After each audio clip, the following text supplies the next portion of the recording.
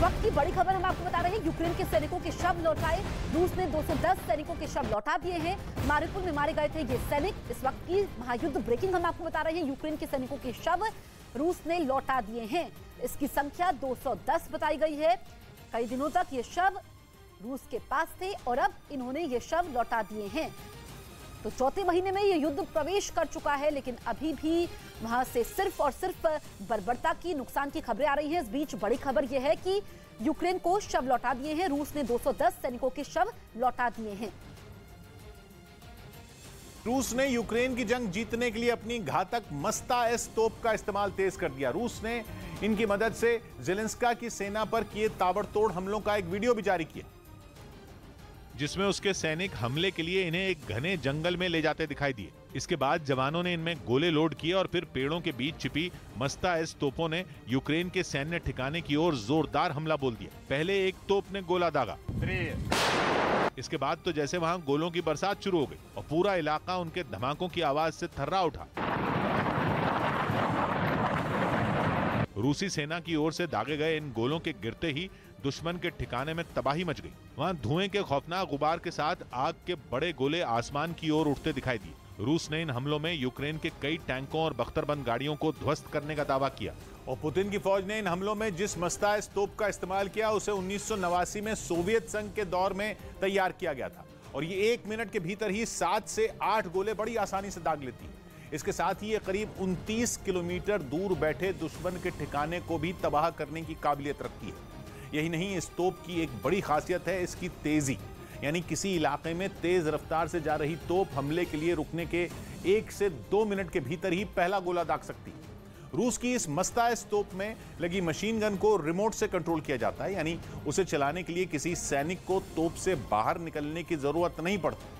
भारत और पाकिस्तान के बीच 1960 में हुई सिंधु जल संधि के बावजूद पानी का मसला उलझा हुआ है। पिछले हफ्ते ही पाकिस्तान से 5 सदस्यों का एक डेलीगेशन इस मामले पर बात करने के लिए दिल्ली भी आया था, जिससे हुई मुलाकात में भारत ने दो टूक कहा कि वो सिंधु जल संधि का पूरी तरह पालन कर रहा है और भारत के प्रोजेक्ट संधि के बिल्कुल दायरे में है। सिंधु जल संधि के तहत भारत को अपने यहाँ नदियों पर बांध बनाने का पूरा हक है, लेकिन पाकिस्तान अड़ंगा लगाने से बाज नहीं आता। असल में पाकिस्तान सिंधु नदी के नेटवर्क के इतने भरोसे है कि अगर जरा सी भी ऊंच नीच हुई तो पाकिस्तान के खाने के लाले पड़ सकते हैं, क्योंकि पाकिस्तान के पंजाब प्रांत में खेतीबाड़ी सिंधु और उसकी सहायक नदियों के पानी के आश्रय है। ऐसे में अगर फसल पर आंच आई तो पाकिस्तान में खाने का संकट पैदा हो जाएगा।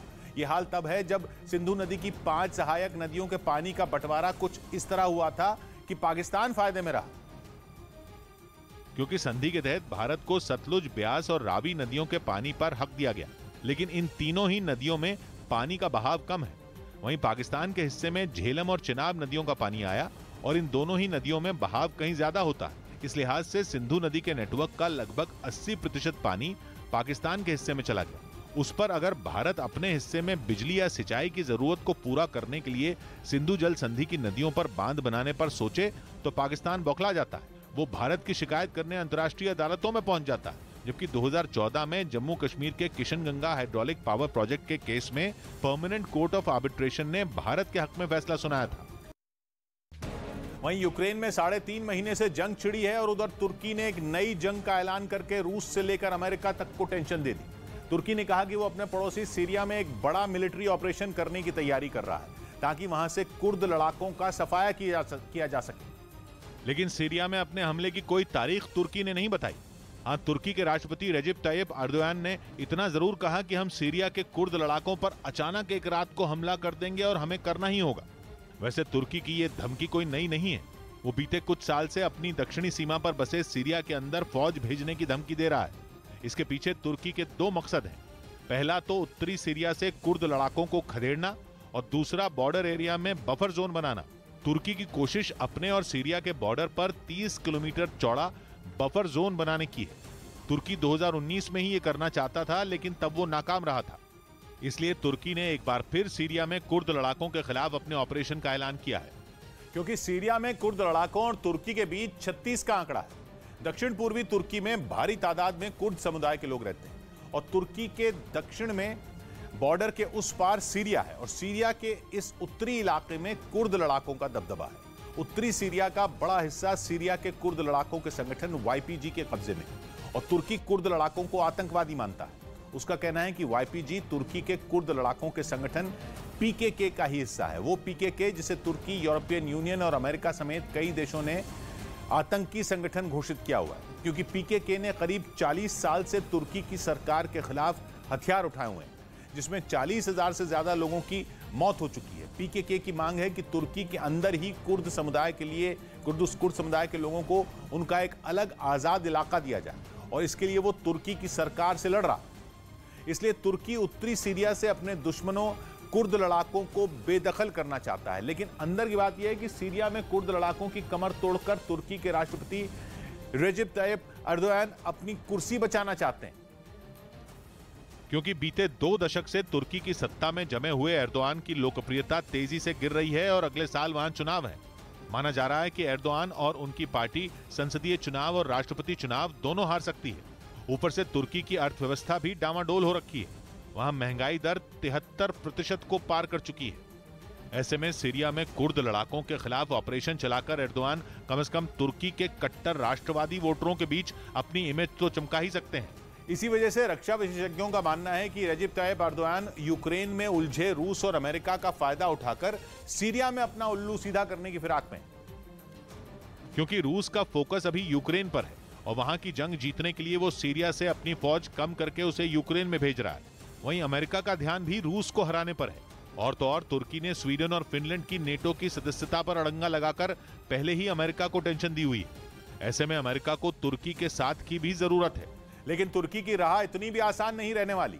कई डिफेंस एक्सपर्ट का मानना है कि सीरिया में तुर्की के मिलिट्री ऑपरेशन से अमेरिका और रूस बुरी तरह नाराज हो सकते हैं, क्योंकि अमेरिका और रूस दोनों की ही सेनाएं उत्तरी सीरिया में मौजूद हैं और तुर्की सीरिया के कुर्द लड़ाकों के जिस संगठन वाईपीजी को अपना दुश्मन मानता है, वो वाईपीजी सीरिया में अमेरिका का एक बेहद अहम साथी है। उत्तरी सीरिया से आतंकी संगठन आईएसआईएस का सूपड़ा साफ करने के लिए वाईपीजी के कुर्द लड़ाकों ने अमेरिका का बहुत साथ दिया। ऐसे में अगर उसी उत्तरी सीरिया से तुर्की की सेना ने कुर्द लड़ाकों को निकाल दिया तो वहां आईएस के आतंकी फिर धमक सकते हैं। वहीं रूस तुर्की पर इसलिए बिफर सकता है क्योंकि सीरिया में रूस और तुर्की एक दूसरे के खिलाफ लड़ रहे हैं।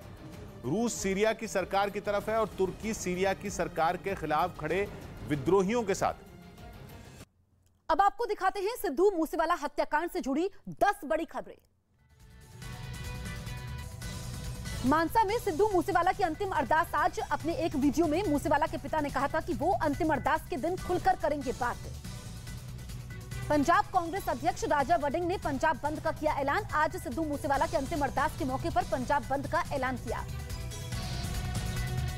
सिद्धू मूसेवाला मर्डर केस में न्यूज 18 इंडिया को जांच एजेंसियों के सूत्रों